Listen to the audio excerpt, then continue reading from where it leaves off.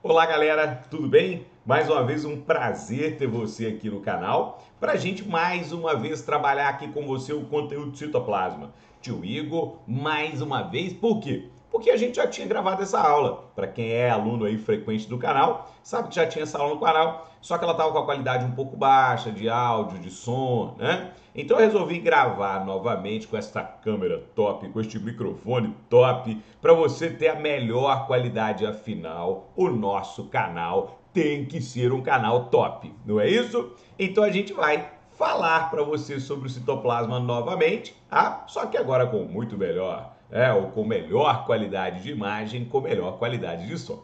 Galerite, o citoplasma é uma das partes mais importantes da célula. A gente fala que toda célula tem 4 coisas: membrana, citoplasma, material genético e ribossomo. Joia? Então, o citoplasma é uma estrutura presente em todas as células, sejam ela eucariota ou seja ela procariota, ela vai ter o citoplasma. Bacana? Em prova, ele é extremamente cobrado. O Enem, principalmente, cobra muito citoplasma. Falando dessa parte aqui, ó, do estudo dele, que é a parte das organelas, a gente divide o estudo do citoplasma em 2 partes, tá? Nas organelas, que é a parte principal para o Enem. Então, quando a gente fala de ribossomo, retículo endoplasmático, complexo de Golgi, lisossomo, mitocôndria, cloroplasto, o próprio núcleo, que já tem uma série de aula para você no canal sobre ele aí, é considerado uma organela citoplasmática, tá? Então é a parte mais importante do estudo do citoplasma.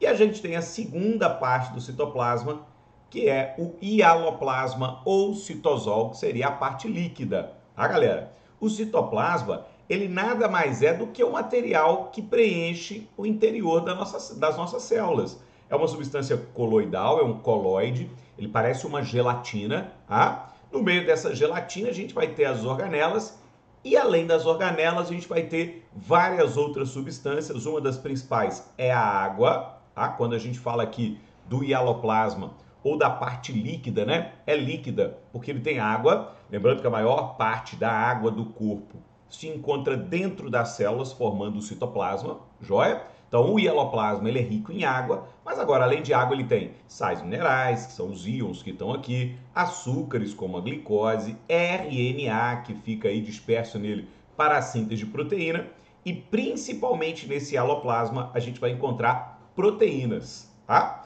3 proteínas principalmente aqui, microtúbulos, microfilamentos e filamentos intermediários que formam uma importante estrutura chamada de citoesqueleto, que é por onde a gente vai começar o nosso estudo de citoplasma, beleza? Então vamos dar uma olhada aí nesse citoesqueleto para você. Galera, de que é feito o citoesqueleto das nossas células? Primeiro, então, ele é feito de filamentos intermediários, que é um conjunto enorme de proteína, um conjunto variado de proteína, tá? Além dos microfilamentos, a gente tem os microtúbulos e os microfilamentos, que são a actina e a miosina.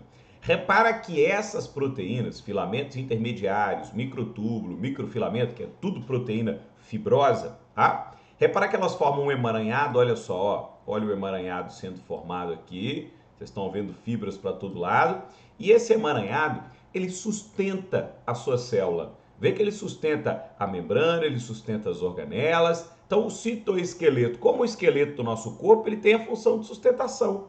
Ele vai sustentar as estruturas celulares, tá? E essas proteínas aqui, filamento intermediário, microtúbulo e microfilamento, é que vão fornecer para ele essa capacidade, beleza?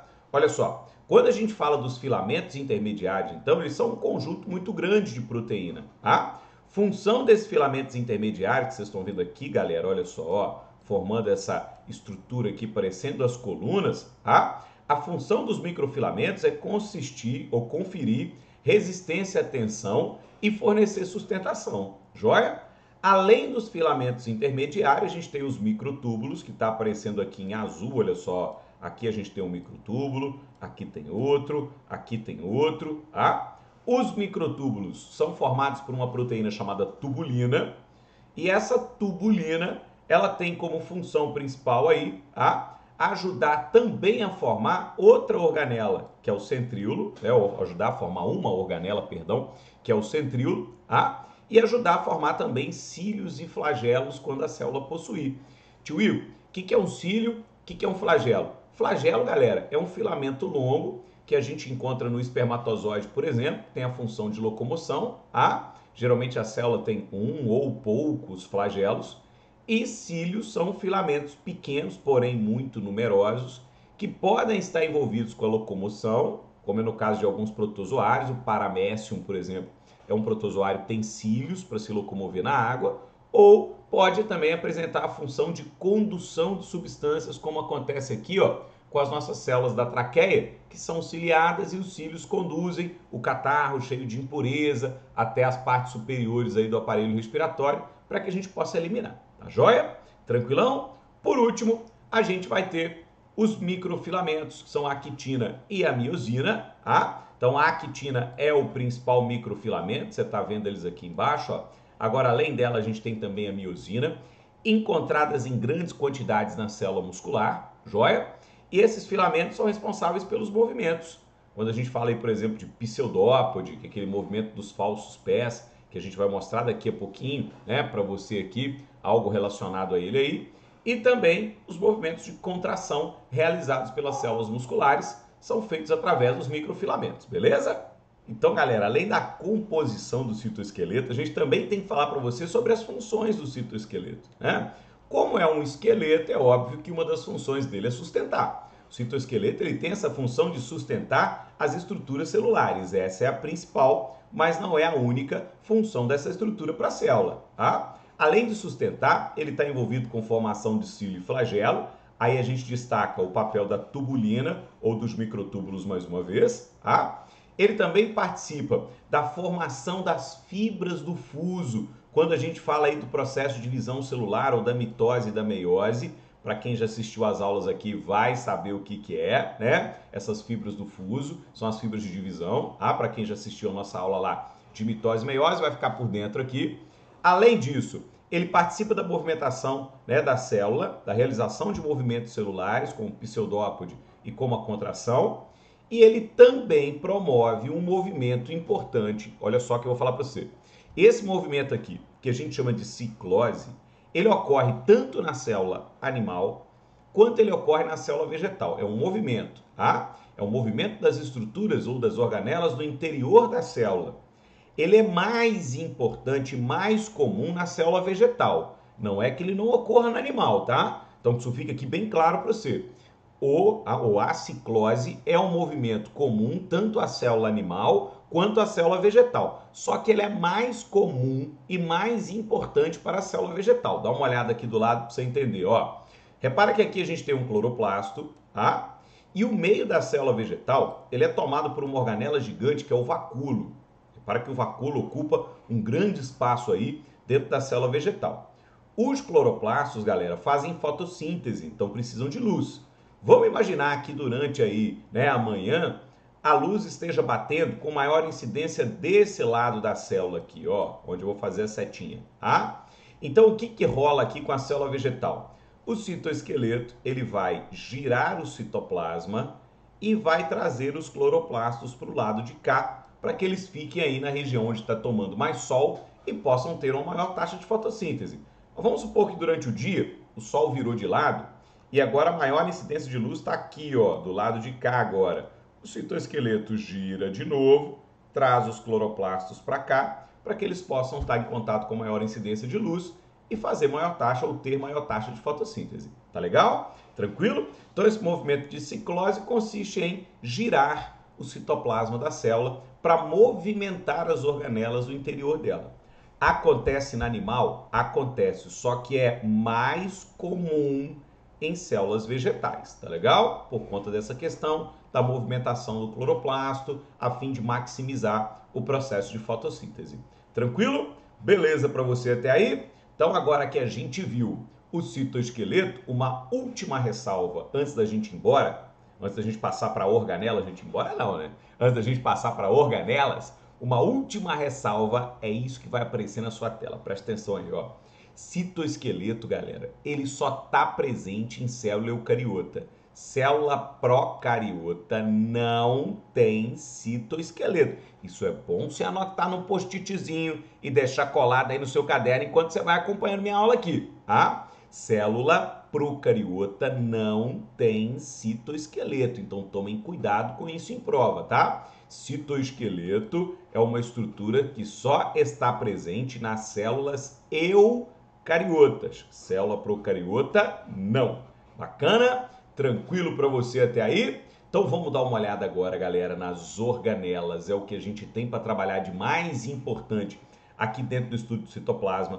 Já vou te adiantando, o Enem cobra muito e o Enem não tá mais naquele basicão de organela, função, organela, função. Na verdade, nenhuma prova tá mais nesse basicão, tá? E eu sempre decorei organela e a função, organela e a função. Então eu vou te dar um recado aqui, tá pouco para você em prova, joia? Se você só sabe isso, você está limitado a saber o nome da organela e a função dela, você está limitado em prova. Galera, o que o Enem e o que as provas cobram, e a gente pode ver isso até no PET, tá? O PET aí 2021 do segundo ano trouxe, isso que eu vou falar para você agora, o PET quer que além de você dominar, ou o Enem quer, as provas querem, que além de você dominar, ou que além... Ih, bolou tudo aqui, tá? Bolou tudo, vamos de novo, tá?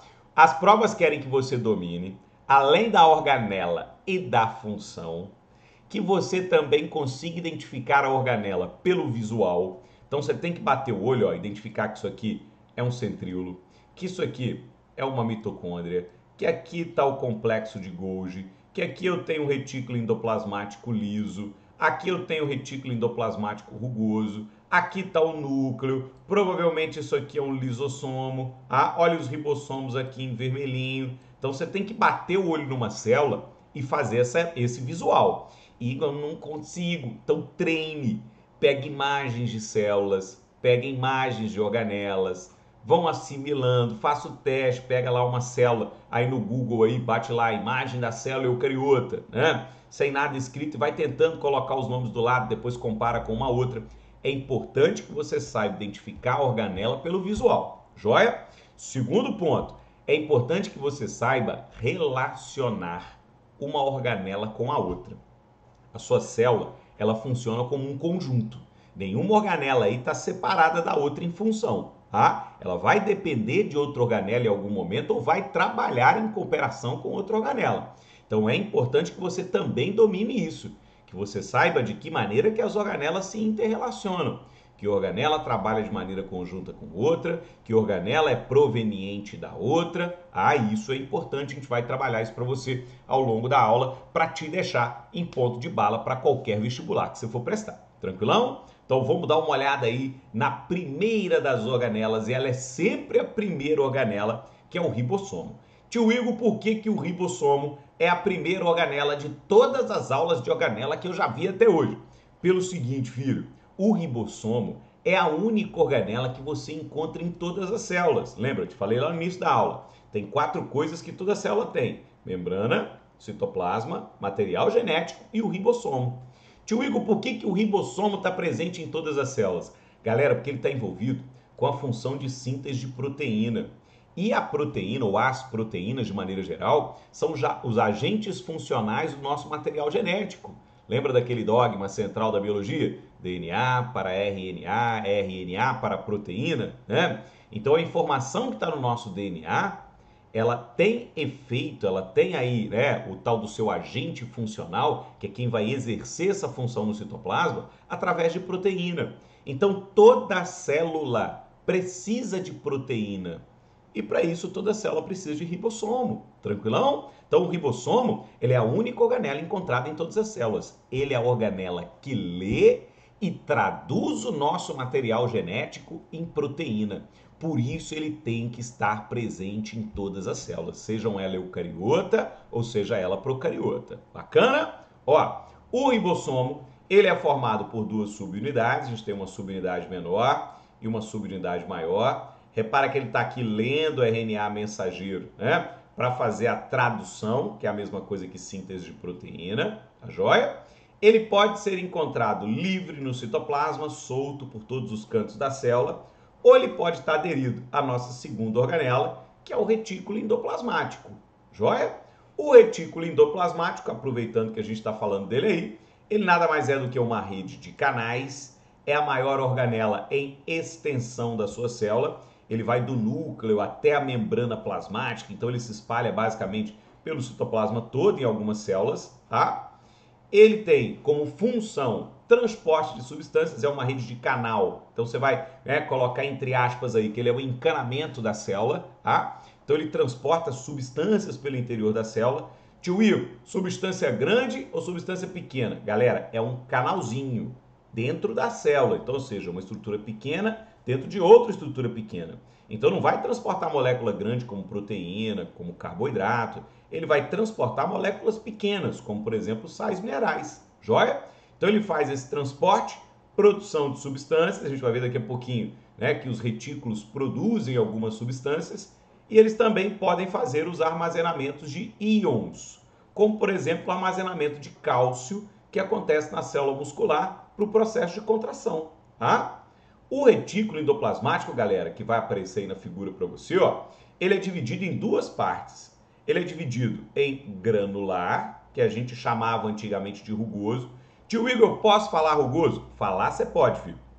Você só não pode mais escrever em prova. Não é recomendado que você escreva em prova retículo endoplasmático rugoso, tá? Coloque a partir de agora o termo granular, que é o termo mais aceito. Ah, tio Igor, por quê? Frescura. Beleza? Para mim podia deixar rugoso, era muito mais fácil de lembrar, era muito mais fácil de associar, mas quiseram mudar para granular, a gente obedece, tá?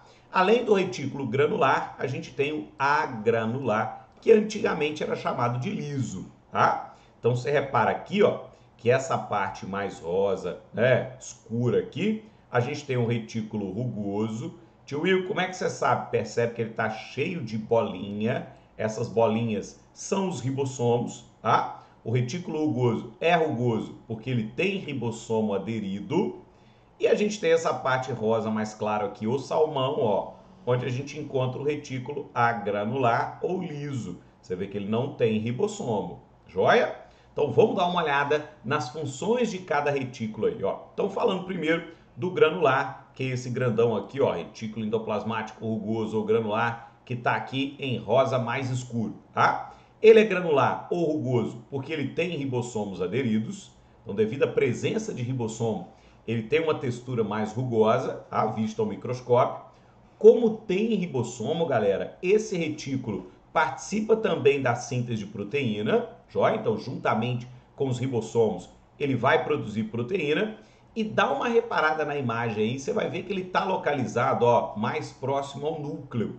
Ele está intimamente ligado ao núcleo. Tio Igor, por quê? Para acelerar, galera, a síntese de proteína. A gente, para produzir proteína, precisa de RNA, mensageiro, ribossômico, transportador. E esses RNAs são produzidos no núcleo. Então, quanto mais próximo ao núcleo, mais rápida é a síntese de proteína. Por isso, o retículo rugoso é o que está mais próximo ou que está mais aderido ao núcleo. Joia? Tranquilo? Além do retículo granular ou retículo rugoso, a gente tem o agranular ou liso. O liso, que está aqui para você, ó, ele é assim chamado porque ele não possui ribossomo aderido. Se ele não tem ribossomo, ele não faz síntese de proteína. Esse retículo aqui, ele está envolvido com a síntese de lipídio. Por isso que a gente falava que quando era liso, era muito mais fácil de lembrar. A gente falava assim, ó, é li com li. Retículo liso produz lipídio. Hoje em dia, com a granular, já não dá mais para falar isso, tá joia? Mas ainda vale a regrinha para você lembrar. É li com li. Então, o retículo liso produz lipídios, joia? Além de produzir lipídios, ele é uma organela que ajuda a eliminar toxinas do interior da célula. Então, ele auxilia a célula a fazer o processo de desintoxicação celular, eliminar substâncias tóxicas do interior dela. Esse é o papel do retículo granular. Além dos retículos, outra organela muito importante é o complexo de Golgi. Essa organela aqui é uma das organelas com maior número de funções e é a organela que dá para a gente relacionar mais com as outras. Então, é justamente o complexo de Golgi que o Enem gosta de explorar, que os vestibulares gostam de explorar, que o PET explorou, Então, vamos ficar de olho aqui no complexo de Golgi, porque ele é uma organela importante nesse sentido, que eu falei para você, que é o que os vestibulares estão cobrando de novo, O complexo de Golgi, se você der uma olhada nele, ele é formado por um conjunto de vesículas achatadas. Olha aí, ó, parece que ele é um monte de saquinho achatadinho, um grudado no outro, né? Ele tem essas vesículas aqui, ó, saindo dele para tudo enquanto é lado. Olha lá, ó, um monte de vesícula brotando aí do complexo de Golgi. É uma organela especialista nesta função aqui, ó, secreção de substância. O Enem já cobrou essa função de secreção do complexo de Golgi umas 2, 3 vezes, tá? Quando te perguntar aí, a organela secretora é o Golgi. Ah, eu quero uma célula que tenha, né, uma boa linhagem de secreção. Procure a célula que tem maior quantidade de complexo de Golgi. Então, falou em secreção, você vai lembrar do Golgi. Joia? Além de secretar, o Golgi armazena. Tio Igor, o que o Golgi armazena? Proteínas, que vem, por exemplo, do retículo. Pode armazenar carboidratos, pode armazenar lipídios. Ele armazena essas substâncias aqui, ó, nessas vesículas, tá? Essas vesículas também são utilizadas para secretar. Então, essas vesículas aqui tanto auxiliam no armazenamento quanto auxiliam na secreção, tá? Ele geralmente armazena a substância na vesícula e depois secreta essa vesícula, né, ou envia essa vesícula para o exterior da célula. Tá joia?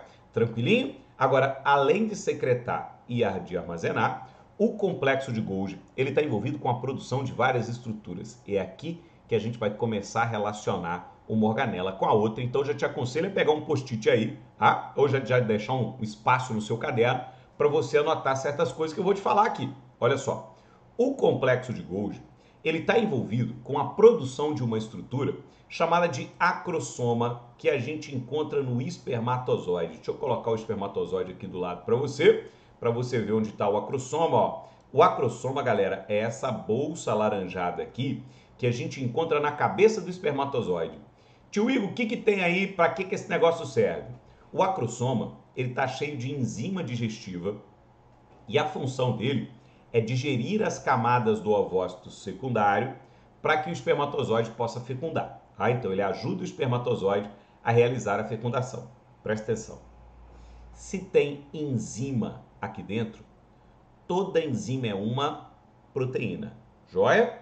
Então, a gente fala o seguinte, as enzimas que estão aqui foram produzidas pelos ribossomos e pelo retículo granular.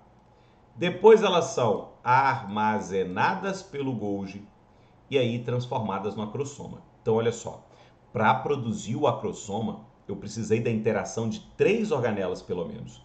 Ribossomo e retículo granular, que produziram as enzimas presentes no acrosoma, e do Golgi que armazenou e formou ele, que armazenou essas enzimas e formou o acrosoma. Ah, é isso que o Enem quer e que os vestibulares querem que você passe a fazer. Associar uma organela com a outra. Joia? Ó, além do acrosoma do espermatozoide, o complexo de Golgi também forma a pectina. Pectina é uma espécie de cola ou substância adesiva que é encontrada na lamela média, que é o início da parede celular dos vegetais, é a primeira estrutura formada na parede celular dos vegetais, e nos desmossomos, que é uma importante especialização de membrana, muito encontrada, por exemplo, no tecido epitelial, que mantém uma célula unida à outra, mais juntinha da outra, tá? Então a pectina é uma espécie de cola citoplasmática que a gente encontra nesses 2 lugares. Ele também é responsável pela produção do catarro ou muco polissacarídeo, né? Encontrado na traqueia, pela melequinha encontrada no nariz, joia? E ele também é responsável pela produção de uma organela, que é o lisossomo primário, joia? Lisossomo, que é uma organela que a gente vai ver na nossa aula número 2 de citoplasma aí. Galerinha, mas o que é o lisossomo? O lisossomo, ele é uma organela que faz digestão intracelular. Então ele lembra muito o acrosoma, ó. O lisossomo ele é uma bolsinha cheia de vesícula achatada. Olha ele aqui saindo do complexo de Golgi, ó. Olha ele aqui sendo formado pelo complexo de Golgi. Olha que fantástico, tá? O lisossomo, pessoal, ele é formado da mesma maneira que o acrosoma. Enzimas digestivas produzidas pelo retículo e pelo ribossomo são armazenadas pelo Golgi para formar o lisossomo. Joia? Beleza? Tranquilo? Então, com isso aqui, a gente fecha a nossa teoria da primeira aula. Eu queria resolver essa questão do Enem para mostrar, para provar isso para vocês. Olha só, Essa questão do Enem traz o seguinte: muitos estudos de síntese e endereçamento de proteína utilizam aminoácidos marcados radioativamente para acompanhar a proteína desde as fases iniciais de sua produção até o seu destino final. Beleza? Esses ensaios foram muito empregados para estudo e caracterização de células secretoras. Opa, falou em proteína e falou em secreção, eu já vou acionar o gatilho do ribossomo, eu já vou acionar o gatilho do retículo granular, eu já vou acionar o gatilho do complexo de Golgi, tá? Então eu já tenho que começar a pensar nessas três organelas trabalhando em conjunto na minha cabeça. Enem, hein? Então, ó, após esses ensaios, qual o gráfico que representa a evolução temporal da produção de proteína e sua localização em uma célula secretora? Beleza. Então vamos lá dar uma olhada nos gráficos. Ele quer a evolução temporal, então desde a produção até o destino final. Vamos dar uma olhada, ó. Os gráficos estão aí. Repara que ele falou para mim que o quadrado branquinho é a radioatividade, ó, que o gráfico mede radioatividade por tempo, ó, 5 minutos, 10 minutos, 15 minutos, tá? Então, a coluninha branca indica a radioatividade no retículo endoplasmático. A coluninha cinza, a radioatividade no complexo de Golgi.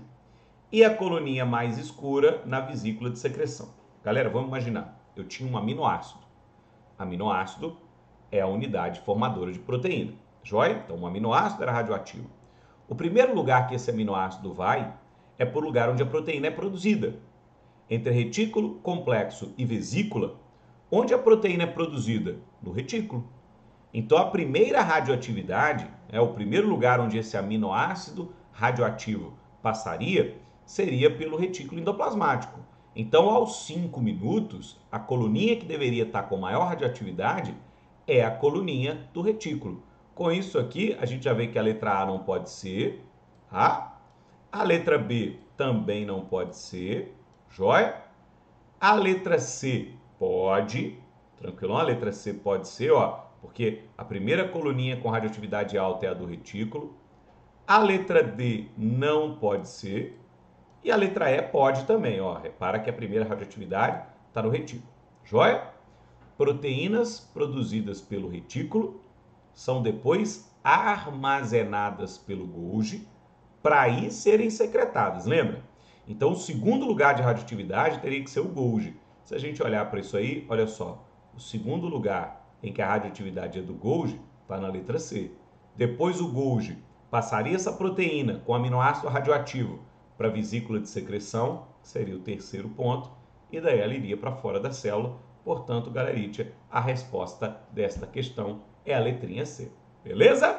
Tranquilo? Por hoje a gente fica por aqui. Não esquece de já na sequência assistir a segunda parte de citoplasma para pegar o restante das organelas aí e fechar essa matéria com você. Tá legal? Obrigado por ter assistido. Não esquece de se inscrever no canal, de curtir caso você gostou. Tem meu Instagram aí embaixo também, me segue lá para ficar com dicas aí sobre o canal, para participar do quiz e para tirar qualquer dúvida comigo, joia? Te espero aí na aula de citoplasma parte 2. Um grande beijo e até lá!